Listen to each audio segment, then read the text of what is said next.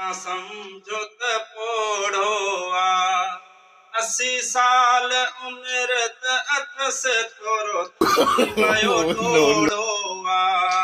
मता समझो त पोड़ो आ दंत वात में कोन अथस कोन अथस अशो मथो थी वियो अथस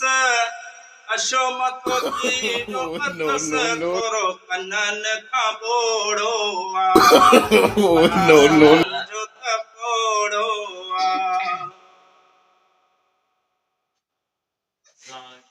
वालेकुम अस्सलाम जी जी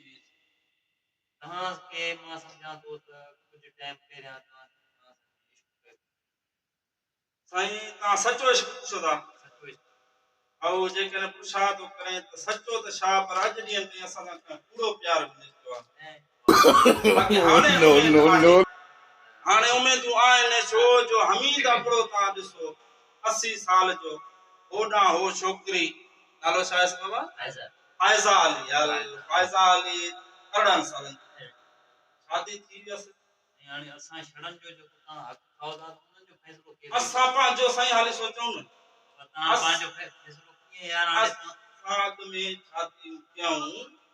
बाद में अला मालिक हर पंहिंजो थी वेंदो लायो सजायो परेशान न थियो तव्हां परेशान असां थियणु खपे 80 साल उमिरि थी वई अञा घणो थी आराम कंदे बाबा जी जी हुन करे 16 साल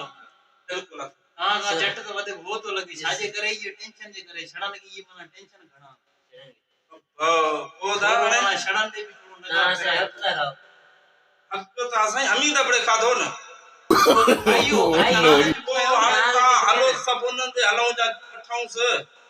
शाय ख्याल हलो चऊंसि बाबा हे फाइज़ा अली सां तू ज़ुल्म कयो असां सां न खड़न सां नौ जवान सां कीअं लगा चला काढे वञ हां यार नो छा चला ओ माखे ले शादी करण जो न हाली मां की शादी करो पहिरिया हो यार शादी बाबा 100 साल का पाणू जो मरी 80 त सही थी चुकी है हां जैसी किया को 20 सालन जे लाए असन छड़न जो तो छता ओ सब छड़ा रहंदा छड़ा की रहंदा यार ये असन गबरू जवान आ दिसी तो वञा जो पादो